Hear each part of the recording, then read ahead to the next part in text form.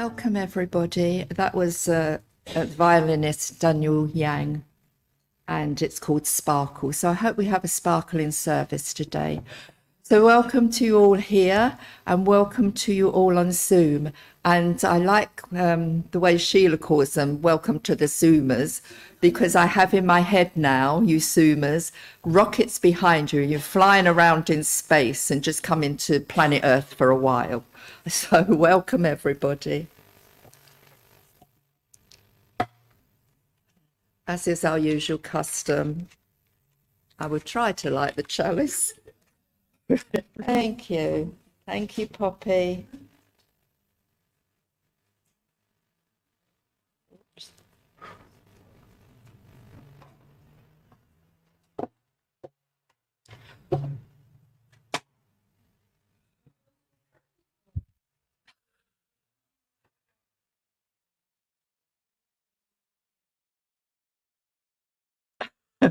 We do have this ongoing saga about opening and closing the curtains. Friends, draw close, listen together, sing together, pray together, share the mysteries which never die and the silences that never cease. And as we share and celebrate and worship, one in all and all in each, may we feel and know that we are being understood better than we know and understand ourselves. So, as I said, I hope you all sparkle, and that means in your singing. So we'll have our first hymn, number 188, Let Love Continue Long, and the words will come up on the screen. And stand if you're able.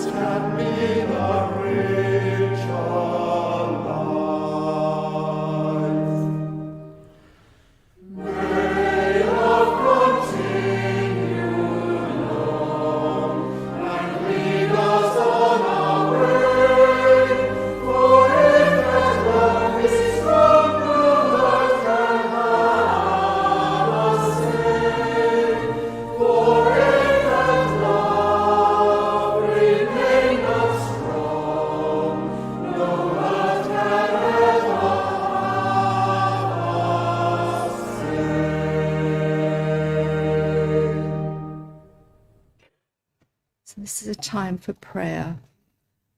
So just center yourself. And this is a prayer for happiness. Divine Spirit, thank you for all your blessings. Thank you for family, friends, neighbours, and our community. Thank you for all your beauty in the skies, the lakes, and the mountains. Thank you for celebrations. Thank you for the variety of animals, birds, and insects. Thank you for the enrichment of music, art, and literature. Thank you for the amazing jigsaw of life. What a beautiful picture is made when we place all these pieces together. Thank you. Amen. And now I'll just give you a little time, a few minutes for your own prayers. And if you could send love and healing and prayers to all those across the world that are suffering.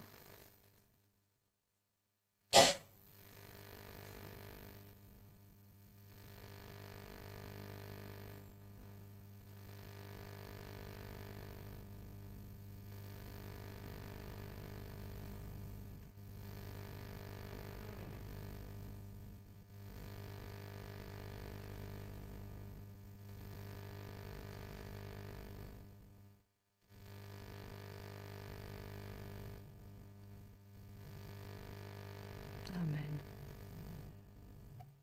And as is usual, we have a story, and some of you have heard it before, but because the service is mainly about anger and happiness, this story is the Happy Trumpet. So I hope you'll enjoy it again, the ones that have heard it, and the ones that haven't, just enjoy. And Jill will kindly read it for us.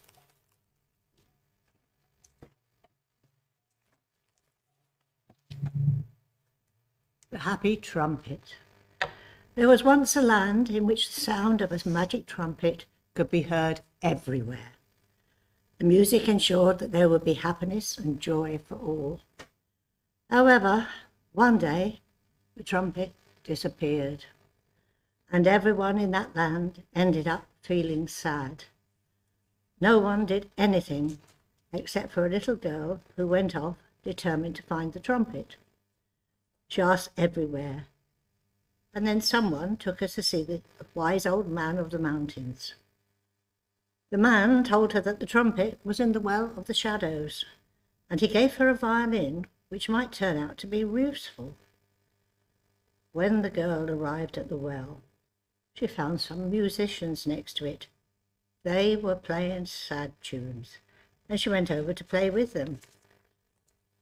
However, on hearing such sad music, the girl realized that no one, including the trumpet, would want to come out of the well to be greeted by that kind of atmosphere. So she started to play the cheeriest, happiest music she could. She didn't give up, and even managed to cheer up the other musicians. Together, they improved the atmosphere around the well, so much that the trumpet came out, more joyful than ever. And once again, happiness returned to that land. Thanks to this, the girl realized the value of offering joy to others, it being the best remedy for those who are sad. From that day onwards, in that land, anyone who saw someone looking sad would send them their sunniest smile, along with a little music. Thank you, Jill. I hope you all enjoyed that story. So we now have our second hymn, which is 184 in your green hymn book, or it will be shown on the screen, and it's The Best Things.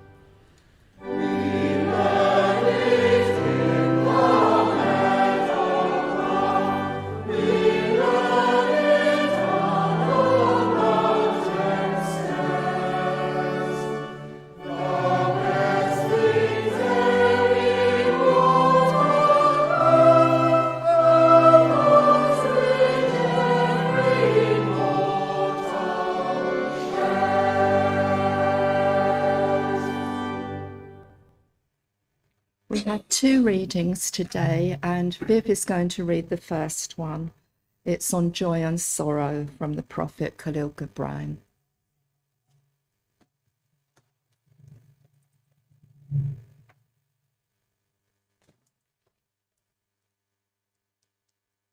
On joy and sorrow from the prophet. Then a woman said, "Speak to us of joy and sorrow." And he answered, "Your joy is your sorrow unmasked, and the self-same well from which your laughter rises was oftentimes filled with your tears. And how else can it be? The deeper that sorrow carves into your being, the more joy you can contain. Is not the cup that holds your wine the very cup that was burned at the potter's oven? And is it not the lute that soothes your spirit, the very wood that was hollowed with knives?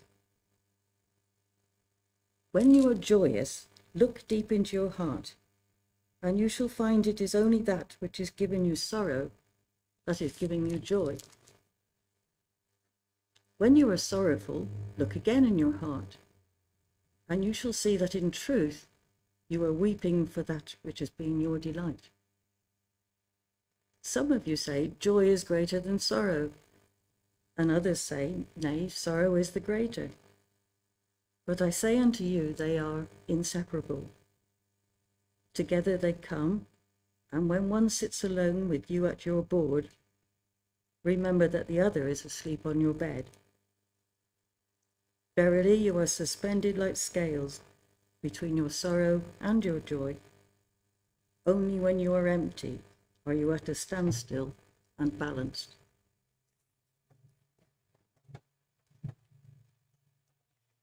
Thank you, Viv, and we'll come back to that at the service next week. And the next reading is by Gideon Pugh, who is a poet and an environmentalist. And it was one of the Lent reflections, and it spoke to me, so maybe it will speak to you too. There is always plenty to be angry about, more than we could ever handle. Make sure then that you do not give your anger to the small. Leave the slights, the entitlements, the hurts that you can't do anything about except wallow or heal. There is always plenty to be angry about. Injustice and suffering and greed are real. Heaven needs your anger, so long as you give it direction, so long as it joins with the cries of others and in deliberate, relentless movements becomes the transformation of the world. There is always plenty to be angry about, so make sure then that you do not only get angry. And that did sing to me, but also Delphine and Marion and John, I hope it spoke to those as well. They're going up to London next week to protest. So I just thought it was the right time to read that. And now we'll just have some quiet, reflective music, quiet time, and then followed by some music.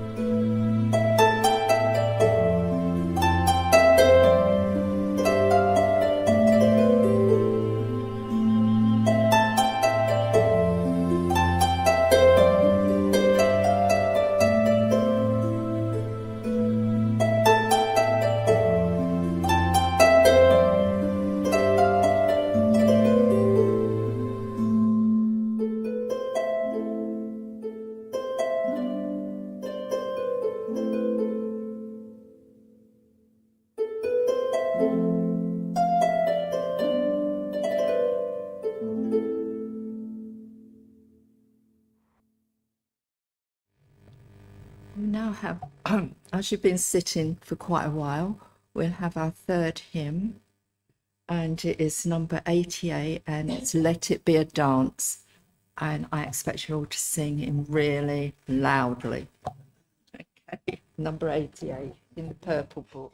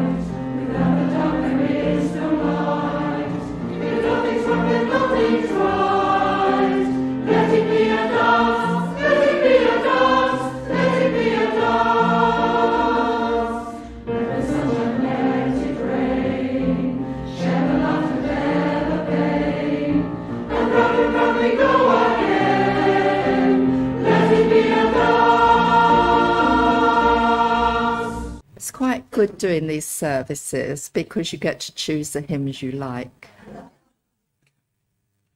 So this address is about emotions, and the title of this service didn't come as I usually get it, like out of the ether. It originally came from a place of my anger, which wasn't a very nice feeling. I meditated and I worked through it. I think we all go through so many emotions, often in the same day, even in a same half an hour. I'm sure you all think the same. Do you feel guilty if you feel angry? I was told once that anger is a wasted emotion, and I believed it then. But now I actually think it's like all emotions, that it comes from a spiritual place. It can be a source of energy and can be used for changing the world. Richard Rohr is a Franciscan priest who I find feeds some of my spiritual needs. I read his meditations daily and mull over the words of some of his books. I don't always understand what he's on about, though, I have to be honest. But just after Christmas, he did a daily meditation on anger. Does it work? He talks about if you love, you will be angry if that person or thing you love is harmed. I was really angry. This is how this service really came about. I was angry while in Nottingham, walking with a friend who has a mobility scooter and another friend. And some young drunken youths came along, and one put their face right into my friend's face who was on the mobility scooter. Well, my Cockney came out at that point, and I was all ready to have a go. But my friend said, please don't, it will spoil the day. And she didn't want the day to be spoiled because we'd been having such a nice time. But at that point, I realised then how vulnerable she could be. I suppose I'd never thought of it before. But Richard Rohr says anger can be a source of creativity. It's a vaccination against apathy and complacency. It's a gift that can be abused or wisely used. Yes, it's a temptation, but it is also a resource and an opportunity, as unavoidable and necessary as pain. It's part of the gift of being human and being alive. I thought about emotions and how we often hide them or try to hide them, which they can then lead to stress or illness. And again, I was angry. So the reason I thought about this was I'd been in a cafe that I'd never been in before. The person serving me wasn't listening and gave me a large coffee instead of a small or a regular. Well, I can't lift a cup. I can't lift a big cup. And I had to say it was wrong and I couldn't lift it because of my hand. And he obviously was not happy with me saying this. And eventually did concede and give me a smaller cup, but not without a bit of moaning and groaning. And then I had to ask him something else. I had to ask if a code was needed for the toilet. Oh dear. I asked 3 times before he finally answered. He was not a happy man, but it was probably, to be honest, because he was so busy and probably short-staffed. But I myself felt angry about this. And I kept telling myself, no, anger is a wasted emotion. But it didn't help. I felt really miserable and I'd really been looking forward to having this cup of coffee. I was still feeling like it when I left the cafe and I thought, oh, I need to calm myself down. So I walked across the road to Westminster Cathedral. For some reason, whenever I'm in London, I like to go to their small meditation chapel. Well, I was so lucky. The local school was practicing their singing for the following Sunday, and a really lovely lady came round to the few of us that were there and offered each of us a Chinese sweet that she'd spent the morning making. She had kindly made a box of them to bring to church to share with whoever was there. So in the space of an hour, my emotions went from anger to really happy. I went back to my family in a lovely mood. Are you in touch with your emotions? Do they go from one thing to the other? I really believe they are from a spiritual source. I think our emotions tell us something, and we should take them seriously and learn to interpret them, and maybe even express them in words, which I think we don't do a lot of the time. I was angry with the barista. I could have lashed out, but I asked myself, why was I angry? It was because he didn't act the way I wanted him to. We know when someone is playful by their face and body language, and we know they want others to smile and be happy. Spinoza, the philosopher, suggests we should explore our emotions instead of just reacting to them. So I've talked a bit about anger, but what about happiness? What about feelings of happiness? We all actually want to feel happy most of the time, but it's not really realistic, is it? We think more money, status, education, etc. will make us happy, but then we realise it's not true, and we think we need even more. Holocaust survivor Viktor Frankl, in his book Man's Search for Meaning, describes moments of happiness during his time in Auschwitz. He talks about a red winter sunset among the trees, sharing a crust of bread with fellow prisoners. Again, is happiness a spiritual feeling and nothing to do with external factors? Does it come from within? Maybe. I think we should just enjoy and recognise those moments of happiness but aim just to be more content with our lives. And just remember, as the Buddha said, all things are impermanent. Even our thoughts and emotions have a beginning, a middle, and an end. Thank you for listening. So our fourth hymn is Purple Book number 142, Shining Through the Universe.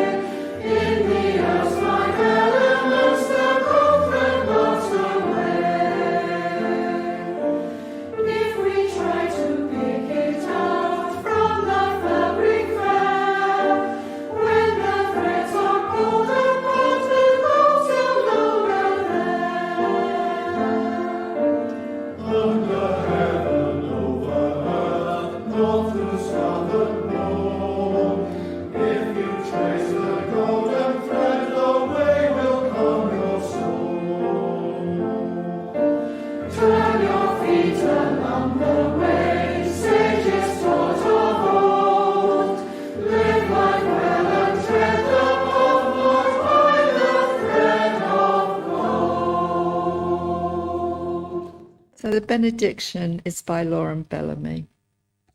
If here you have found freedom, take it with you into the world. If you have found comfort, go and share it with others. If you have dreamed dreams, help one another that they may come true. And if you have known love, give some back to a bruised and hurting world. Amen.